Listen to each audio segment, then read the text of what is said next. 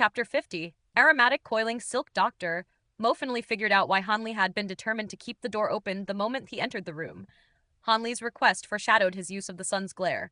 Dr. Mo's opponent was of such a young age. How could he be this thorough?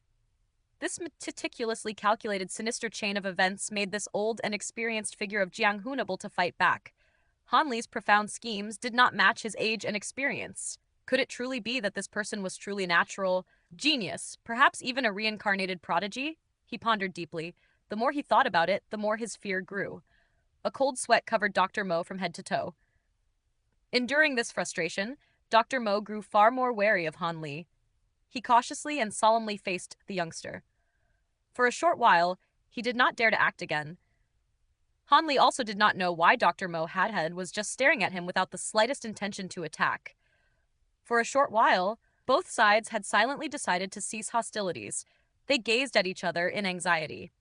After a moment passed within this awkward atmosphere, Han Li suddenly started speaking. His sentence would leave Dr. Mo dumbstruck and distracted. Elder Mo, why don't we make peace? Or, how about I surrender? What do you think? Saying this, Han Li swung his arms. He straightforwardly threw down his weapons and gazed at Dr. Mo with a smile, exposing rows of pure white teeth. Just like that, he donned the appearance of a simple and honest youngster from the countryside. Surrender? Dr. Mo originally believed that his ears had gone bad. However, he immediately reacted. Looking at Han Li's discarded awls, he did not have slightest degree of trust, so he fiercely asked, "What's your plan? Don't think that I would trust your false words. You want to surrender? You could have done that from the start. There was no need to wait until after we became irreconcilable adversaries. What else is up your sleeve?" Han Li looked at Dr. Mo with a smile and did not speak. Instead, he seemed to tacitly agree to his criticisms. These two had once more sunk into confrontation. After a short while, Dr. Mo seemed to think of an extremely funny matter. He unexpectedly lifted his body, put both hands on his abdomen, and laughed at the top of his lungs. The laughter was unrestrained, and tears flowed out from the corners of his eyes. Ha ha! Ha ha! Truly! This is truly interesting. I had actually forgotten such an important aspect. I had actually truly been the target of your traps, said Dr. Mo in an ambiguous manner, in between his disjointed laughter. Han Li wrinkled his brow, but soon after, he smoothed it out. As he glanced outside the window, the corners of his mouth formed a strong smile, and he calmly said, "Elder Mo, don't you feel that this delay has gone on long enough? It's about time to finish this." Dr. Mo grew slightly distracted and stopped his hearty laughter. He slowly straightened himself and stiffened his face.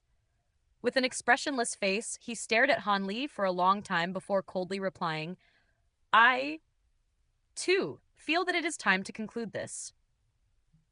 The two suddenly calculated their respective chances of succeeding. In that split second, they both thought of ways to force their opponent to reveal their cards. After a moment of awkward silence, Han Li slowly opened his mouth. He held no other thoughts other than the confidence of being able to force Dr. Mo to concede. "Elder Mo, did you know that your life is already in my hands?" Han Li's words could leave a person utterly astonished. "My life is already in your hands?" Dr. Mo sneered. His face had an expression of distrust. "Don't you think that wound of yours is a bit peculiar?" "Nonsense. I took a careful look at it. Your dagger doesn't have." Dr. Mo refused to believe his words, but halfway through his own reply, his expression greatly changed. He recalled that what had injured him wasn't that dagger, but rather that hidden awl. "It seems I don't need to say any more. Elder Mo already understands my meaning." Han Li looked at Dr. Mo with a snicker. "Even if I were poisoned, you forget.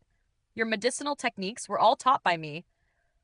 There is no poison I cannot remove." Dr. Mo calmly said. His face immediately went back to normal. "Heh heh, I forgot to say, the poison that I applied on my blade was aromatic coiling silk." Aromatic coiling silk? Dr. Mo let out a soft cry of surprise. This had greatly exceeded his expectations. "Correct. Elder Mo surely knows how difficult it is to deal with this poison." "Nonsense. How could you possibly concoct such a poison?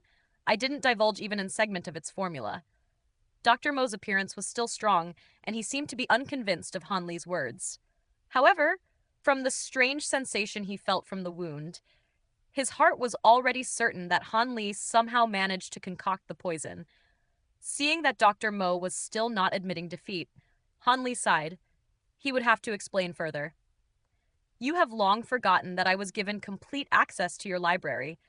This recipe was slipped into an obscure medical book, but had I not been attentive, I fear that I would have missed it. Dr. Mo recalled this fact. Back when he had originally obtained this recipe, he casually slipped a detailed copy of the medicinal formula into a random book because he was afraid he would forget the convoluted procedure, which required too many ingredients. Later, he completely forgot about this piece of paper because he had far too many affairs to handle.